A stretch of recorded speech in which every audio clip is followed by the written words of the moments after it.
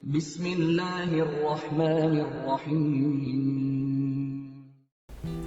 Assalamu alaikum wa rahmatullahi wa barakatuh. We hope you are enjoying our programs. Since last Ramadan, with the help of Allah, the Islamic Education Trust and its supporters have, through the IET Media Productions, produced, aired and shared hundreds of high-quality videos on enlightenment about Islam to the Muslim community and the world at large. We have, alhamdulillah, been able to air topics to do with self-improvement, purification of the heart, spiritual growth, ethics, morality, family, parenting, marriage, child upbringing, issues surrounding self-improvement, financial literacy, better self-management, Islamic jurisprudence, and responses to common questions asked about Islam by Muslims, by non-Muslims, and also responding to Islamophobia and those who have a fear about Islam. For this work to continue and for it to be sustained, we need your support. If it is to become a sadaqatun jariyah, we would need all you can do to help us ensure that this good work continues to benefit humanity. As Allah says in the Quran, in tansurullah yansurukum wa yuthabbit aqdamakum. If you help Allah, Allah will help you and He will make firm your steps. إن تنصروا الله ينصركم ويثبت أقدامكم. Assalamu alaikum wa rahmatullahi ta'ala wa barakatuh. My name is Muhammad Nuruddin Lemu. I'm a director for research and training at the Da'wah Institute of Nigeria Islamic Education Trust. I'm also a director of Lotus Capital Investment Limited. In the episodes we have been looking at over the last period, we have been looking into this subject of financial literacy, ways of securing halal sources of income, increasing the income, managing it in such a way that it grows, investing, but also how to spend in a more ethical manner. So we've been looking still at a couple of concepts on the subject of financial literacy, and in one of our last episodes we discussed the Fulani financial strategy, used mainly by rural Fulanis, but used the same principles you will find in various other ethnic groups. How eggs are managed in such a way that they hatch into chickens, how the chickens are managed so that they grow in number and the person can then sell and buy goats, and the goats are managed in such a way that they also increase in number and the person is able to sell and buy a cow, and the cows grow in number until they're able to sustain a family. We picked some lessons from that. How you view money that comes your way, or the money that is with you. The Fulani, rural Fulani father, when he looked at an egg, he saw potentially a herd of cattle. That if he manages this egg well, the egg can become a chicken. And if he manages the chickens well, they can become a goat. And if he manages the goats well, they can become a cow. And the cow can be managed to become a herd of cattle. So one was the difference between looking at something small like an egg, or 30 naira, or 50 naira, or 1,000 naira, or 5,000 naira, or 10,000 naira, looking at that as income versus looking at it as capital that can be invested and made to grow. The other lesson we learned from the Fulani strategy is the power of small.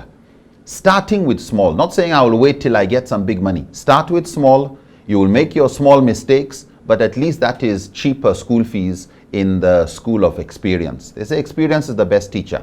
It is better to learn things with small money than you wait until you make big money, and that's when you want to start business and you make big losses. Especially what makes it terrible is when you have OPM, other people's money. That's really bad.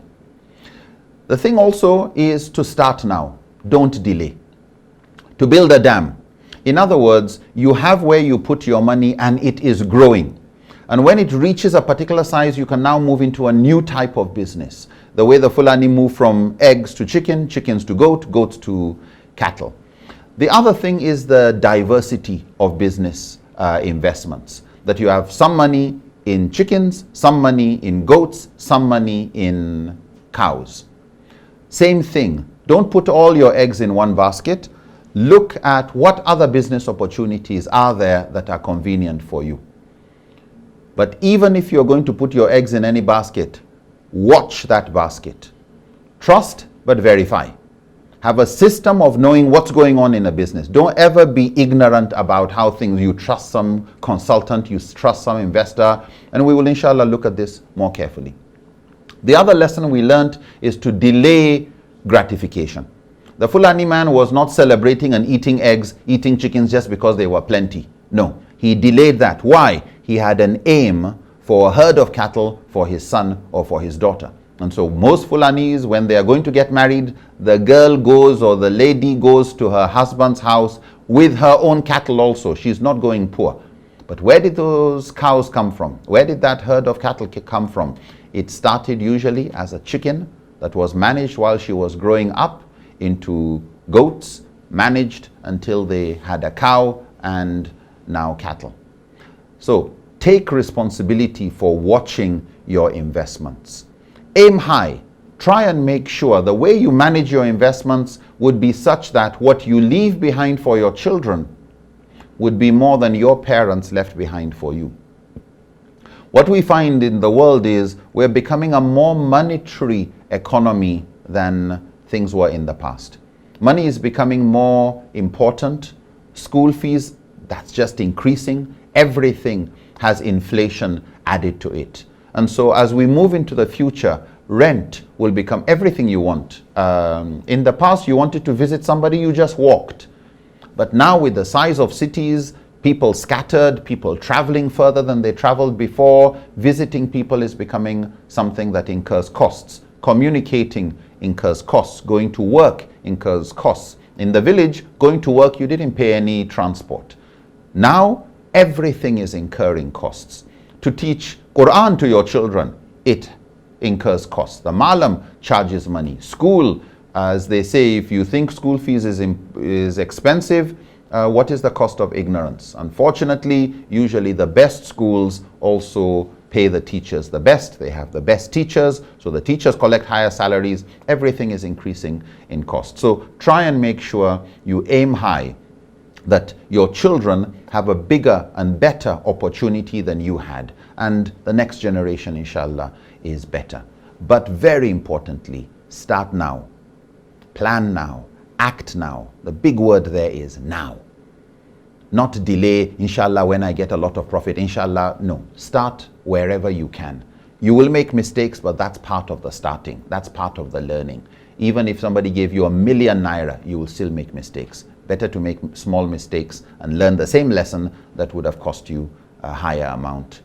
Personally, my mother had a very interesting plan that helped myself and my sister and the family.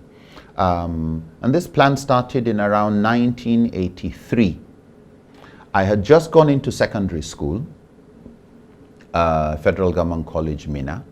Had just gone into secondary school, first year, when she collected the Barka da Sallah money. Every Salah people give you small cash, and in 1983 she took 75 naira from me, 75 naira from my sister Maryam, and she put 150 naira. In 1983, 300 naira bought us one calf. My dad was already keeping cows. 300 naira bought us one small calf. That calf we called Annabelle. I know we had different names we were thinking of giving the cow. My dad said, no, don't give them cows, or don't give cow name of Sahaba or whatever, no problem. So the cow was called Annabelle. Some years later, the cow grew. and gave birth to Betty, B. Then C, Cordelia. Then Donald. Then Gertrude. Then Evelyn. And that's how, Donald. And that's how it continued over the years until we got Zoe. We got to Z. Every cow had a name starting with A. The next one was B, C, D, E, F, G, H, until we got to Z. What, however, also happened was, as a cow, when a male cow was born, 2 years later, you sell that one and buy 2 young females. So we had more females, and it grew exponentially. By around 1996, 97, I had finished my master's degree. I was out of the country. My sister was out of the country.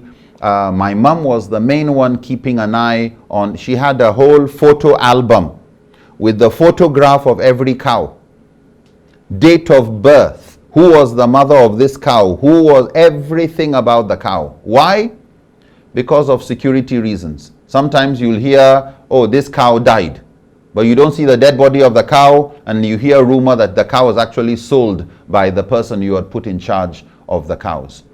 So even though you trust these people, you're paying salaries and everything, she had a verification system that made 419 and corruption more difficult. But it was administratively intensive, going, checking and all of that.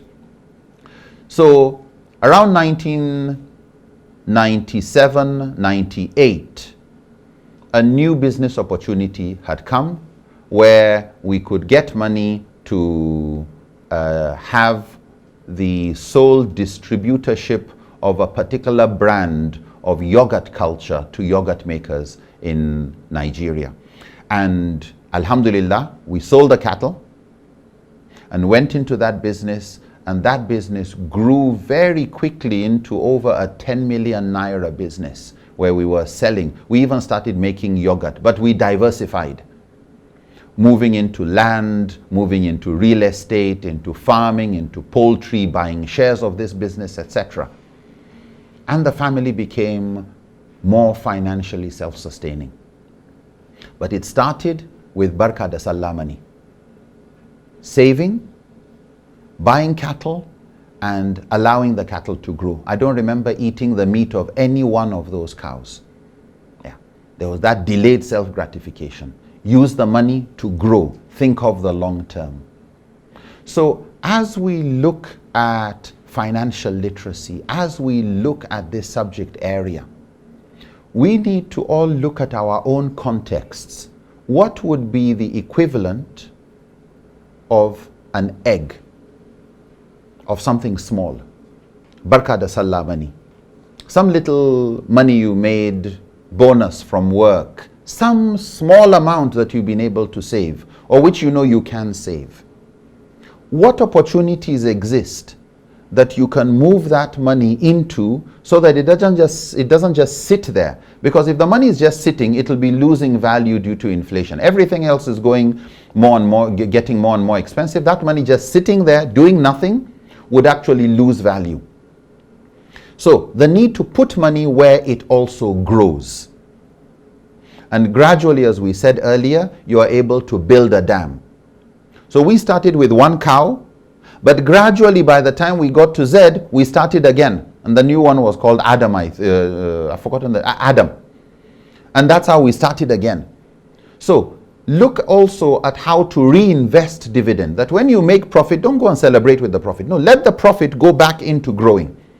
Yeah. Don't look at it as this is income. No, look at every profit as new capital. And what else can that go into? And how do you diversify? We'll inshallah take a break.